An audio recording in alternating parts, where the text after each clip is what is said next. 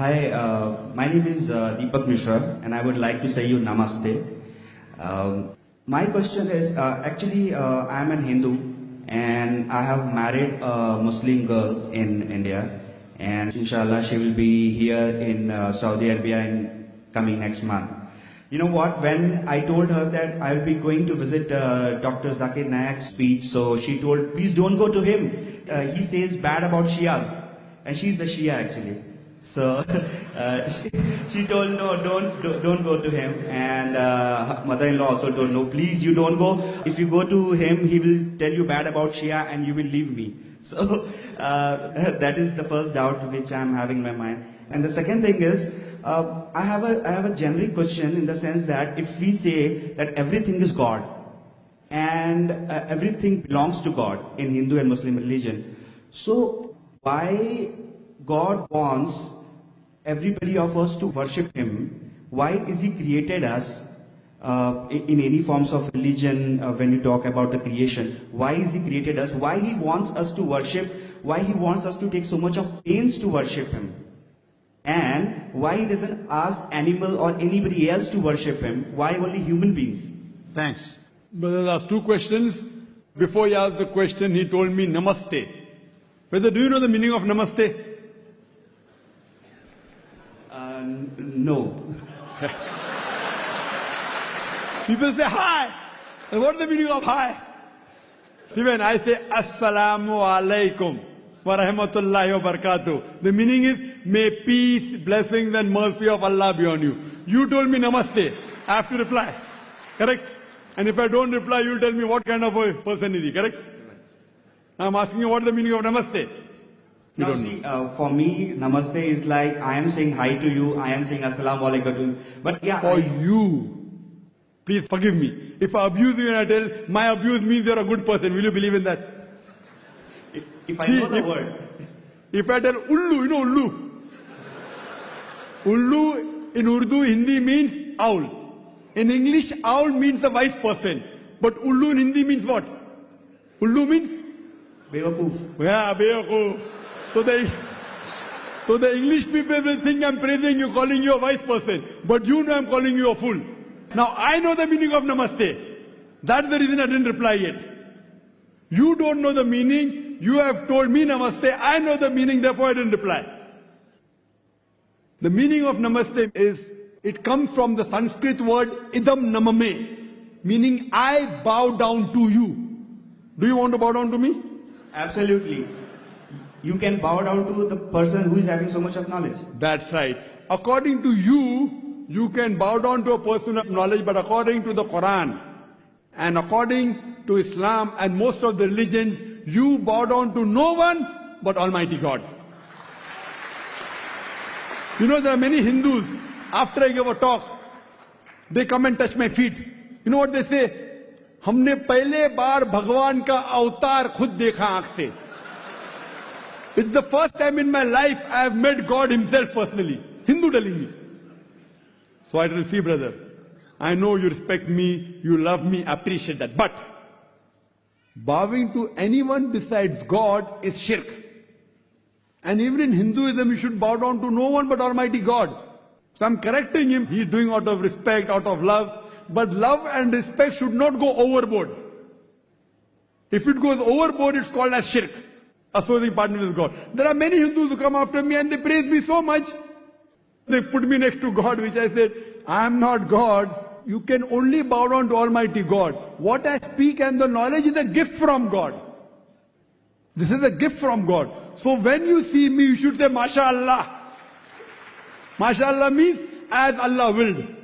Means whatever I'm saying is because of the will of Almighty God. Otherwise, I was a stammerer. So that's the reason Namaste is against Islam. And against actually even the Hindu scriptures.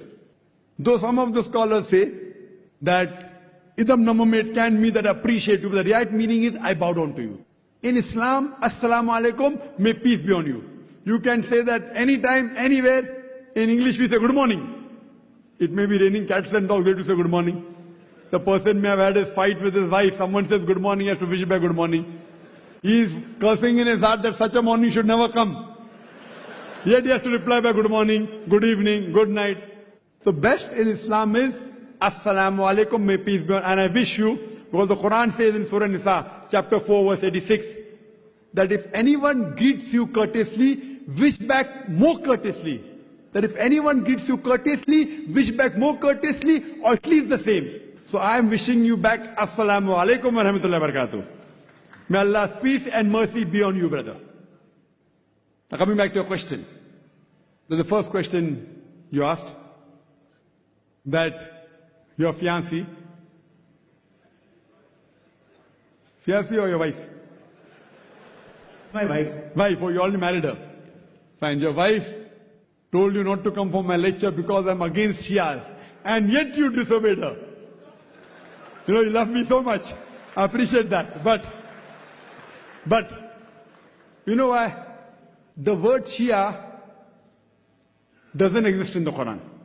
See, the Shia Sunni is not mentioned in the Quran. The Quran says in Surah Imran, chapter 3, verse number 103, وَاتَصِمُوا بِحَبْلِ اللَّهِ جَمِيعًا وَلَا تَفَرَّقُوا. Hold to the rope of Allah strongly and be not divided. We Muslims should hold to the rope of Allah strongly and be not divided.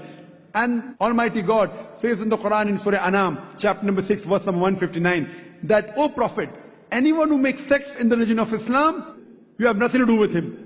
Allah will look after his affairs on the day of judgment. So making sects in the religion of Islam is prohibited. So anyone who divides the religion of Islam into sects, he is going away from Quran and Sunnah. So tell your wife that Dr. Zakir Naik said, there's nothing like Shia Sunni. Quran says, Atiullah wa Atiur Rasul. Obey Allah and obey the Messenger. What we have to do is we have to follow the Quran and the sayings, the authentic sayings of Prophet Muhammad, peace be upon him. And the only label you can give is Muslim. So I don't call myself Shia Sunni, I call myself Muslim. So you say today to your wife, I met Dr. Zakir Naik who calls themselves a Muslim. And I'm neither against Sunnis or neither against Shias. I tell all the Muslims, whatever name they call themselves, come back to Allah and His Rasul. Now, when I give answer, some of the Muslims who may be practicing things against the Quran and Sunnah may feel offended. So you ask your wife, are you following something against the Quran and Sunnah? If you are not, then why are you afraid of Dr. Zakir Naik? If you are, yes, you have to change and come back to Quran and Sunnah. Don't follow what Zakir says. Zakir is zero in Islam. Atiullah, Atiur Rasul. Obey Allah and obey the Messenger. So tell your wife, if she is following anything against the Quran and Sahih Hadith, then she has to rectify herself. She should call herself a Muslim because the word Shia is nowhere mentioned in the Quran. But I do appreciate that you love your wife, but you love me also, mashallah. Therefore I have come for my talk. Now coming to your second question, that why has God created us and why does God want us to worship Him? Why doesn't He ask the animals to worship Him? Now regarding your question, why does God want us to worship? I've already given the answer earlier. I think you came late, I don't know. That we worship God, we praise Him. People ask me, why do you say Allahu Akbar? Why you have to pray to God? I said, see, in Islam, whether we pray to God or not, it makes no difference to Allah subhanahu wa ta'ala.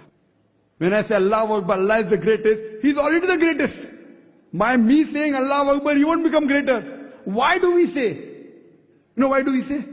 Because when I praise anyone, whenever I call anyone great, it's a human tendency, I try and follow His commandments. So the reason we praise Allah is not so that He becomes greater. When we praise Allah, the moment we praise Him, whatever commandments He gives in the Quran, we follow it. So first we have to identify who is our Almighty God. And then what He says we have to follow. That is the reason Muslim means a person who submits his will to Almighty God. Quran mentions in Surah Dariyat, chapter 51, verse 56, that we have created the jinn and the men not but to worship me. Almighty God has created us to worship Him. And the reason He wants us to worship Him because He has given us the criteria. This is the instruction manual for the human being. The good and bad for the human being. Now when we worship Him, when we praise Him, but naturally we have to follow His commandments. And when we follow the commandments of Almighty God, it is beneficial for us. Like for example, when you go to a doctor and the doctor gives you prescription, do you follow his prescription or not? Yes. Yes. Why? Because you're sick. He's the doctor. Similarly, Almighty God has prescribed us in the Quran and the Sahih Hadith what is good and bad for the human being. When we praise Him, when we worship Him, but naturally we follow his commandments. If you don't believe the person is a doctor, and if he gives you a prescription, will you follow it? No.